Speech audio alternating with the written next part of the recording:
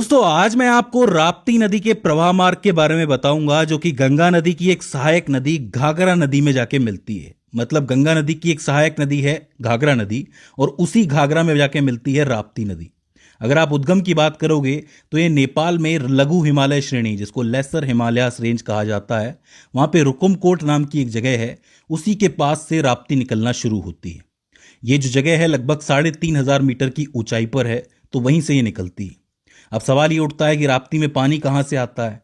तो देखो राप्ती का ज़्यादातर पानी जो है वो मानसून से आता है, मानसून यानी कि वर्षा से आता है। पहाड़ी इलाकों में होने वाली जो बारिश है वही इसके अंदर जाके मिलती है।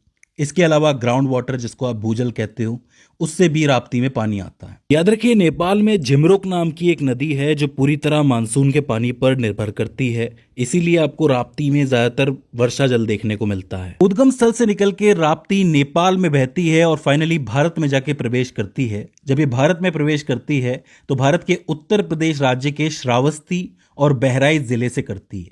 अब आप सोचोगे दो दो जिलों से कैसे आती है, तो देखो जब ये नदी भारत में आती है तो दो छोटी धाराओं में बट जाती है।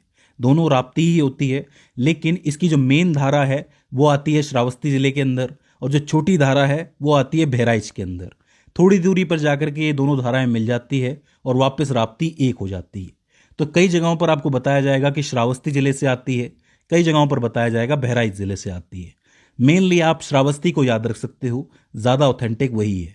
तो श्रावस्ती जिले से भारत में आती है राप्ती नदी। यहां से अंदर आने के बाद उत्तर प्रदेश के कई जिलों में जाती है, जैसे बहराइच, श्रावस्ती, बलरामपुर, बस्ती, गोरखपुर और देवरिया। इन सभी जिलों के क्षेत्रों से गुजरती है राप्ती नदी। और मुहाने की बात करोगे तो इसका अंतिम पड़ाव आता है उत्तर प्रदेश के देवरिया जिले में, जहां पे ये घाघरा नदी से जाके मिल जाती है और घाघरा गंगा में जाके मिल जाती है। इस हिसाब से राप्ती नदी की टोटल लंबाई लगभग 600 से 640 किलोमीटर के बीच हो जाती है। यहाँ पर कुछ एक सोर्सेस में इसकी लंबाई आपको 600 किलोमीटर मिलेगी और कुछ सोर्सेस में 640 किलोमीटर मिलेगी। साथ ही इसके बेसिन क्षेत्र का आकार लगभग 23,900 वर्ग किलोमीटर के अंदर फैला है। बात करें इसकी प्रमुख सहायक नदियों या फिर उप नदियों के बारे में, तो इसमें सबसे इंपॉर्टेंट है रोहिणी नदी। ये सबसे प्रमुख सहायक नदी है जो महाराजगंज जिले से निकलकर गोरखपुर के डोमिनगढ़ में जाके राप्ती से मिल जाती है। दूसरी है आमी नदी, इसका भी नाम आपने सुना होगा। ये जो है संत कबीर नगर जिले से उद्गमित होती है और गोरखपुर में कौड़ीराम के पास राप्ती से मिल जाती है। इस बीच इसकी टोटल लंबाई लगभग 147 किलोमीटर की होती है और साथ ही लुंगरी खोला वो इसके अंदर जाके मिलती है। तो इन सभी नदियों का प्रभाव आपको राप्ती में देखने को मिलेगा। इस हिसाब से जब मानसून ज़्यादा आ जाता है तो राप्ती में पानी ज़्यादा हो जाता है, जिस वजह से जो आपका ईस्टर्न यूपी है, जो पूर्वी यूपी है, इसमें बाढ़ का खतरा बढ़ जाता है। अब किसी नदी में बहुत ज्यादा बाढ़ आने का मतलब है कि या तो उसमें अचानक से बहुत ज्यादा पानी आ जाए या फिर वो रास्ता अपना बार बार बदले। तो राप्ती नदी भी अपना रास्ता बार बार बदलती आई है इतिहास के अंदर। यही कारण है कि इसको ईरावती, अचीरावती और हिरण्यवती के नाम से जाना जाता है। तो ये इसके अन्य नाम है, याद रख लेना। अचीरावती का मतलब है बार बार रास्ता बदलती है, ईरावती भी नाम इंपॉर्टेंट है, और हिरण्यवती। बात करें प्रमुख शहरों की जो इस नदी के पास बसे हुए हैं, तो इसमें बांसी का नाम सबसे आगे आता है और डुमरियागंज भी एक इंपॉर्टेंट शहर है और गोरखपुर शहर भी इसी के पास बसा हुआ है।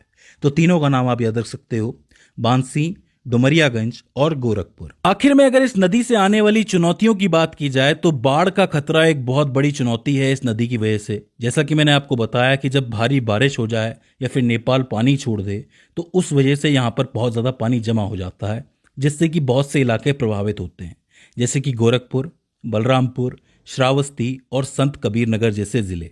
इसमें लाखों लोग प्रभावित होते हैं, जिसमें किसान सबसे आगे हैं। इसके अलावा इससे जो है मिट्टी का कटाव बहुत ज़्यादा होता है, जिस वजह से किसानों की फसलों को बहुत ज़्यादा नुकसान होता है।